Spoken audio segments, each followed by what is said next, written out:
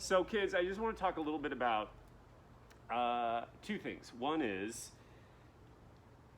I was doing a podcast or an interview or something, and I was telling this person, like, I think part of the challenge for actors and living in America especially is that we're obsessed with climax culture. That's what I call it. So we're constantly gunning for or taught to live for the finished product, the thing, the climax, right? And when we're so focused on the end result of something, we lose the joy and the connection to process. And the big aha is there's nothing but process. Evolution has been happening for 4.5 billion years, and it's going to continue to happen long after we're gone. It's going to happen whatever the results are of this upcoming election. Things continue to unfold moment by moment.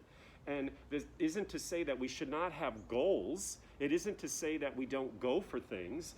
But when we put that in front of, how do you get there is really the good question. You get there how? Moment to moment, in process, exploring.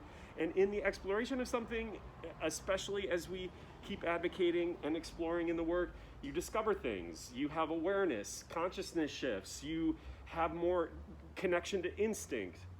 And I was thinking, I was coaching this kid this morning on Zoom. So he's a callback for something. I feel like there's only like one audition happening. And I've coached like 10 people on the same movie. Like, I think it's the only thing happening in town. It's really surreal. But we were talking about, he was saying, you know, the Lakers won last night. And I was like, oh, no. No, I knew. Okay, but here's the thing. And he's like, isn't that great? It's like the first, like they've won as many rings, right, as... their rings, right? As Boston. So that's an accomplishment. But I was also trying to get him to understand it in the big scheme of things that COVID has also taught us. It's all relative. Like, the win is amazing, but I bet that those guys, after celebrating last night, also probably look back, and the journey that got them there is just as fun as getting there. Because you got, yes. Think about it, because you only have like the celebration, it's over, now what? Now today they wake up and they're like, oh, okay, we won, now what? So again, I'm not saying that we don't continue to go for things. That's how we're hardwired. But I think when we put the climax in front of the foreplay, when we put the thing in front of like, how fun is it to not know how to get there? That's life. Nobody knows. Nobody has a crystal ball. We don't know where we're going. We don't know what's going to happen in 2 weeks, let alone 2 years from now. I always say, did anybody predict the pandemic? Well, some people did, but mostly we don't know. So living in the unknowability. So when one gives oneself permission, it is really like, it is the climax.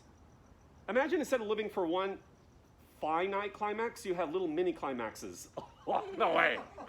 That's good, because that's the truth. So that's what we're going to work for, right? Trying to get out of our head, trying not to judge the play, trying to remove the boxes we put around ourselves about, is this appropriate? Is this too much? The neighbors are going to hear. I can't do that. I'm going to hurt my partner. Let's just move past all that and see what it means to be a total human being. Got it? Capiche? Yes? Okay.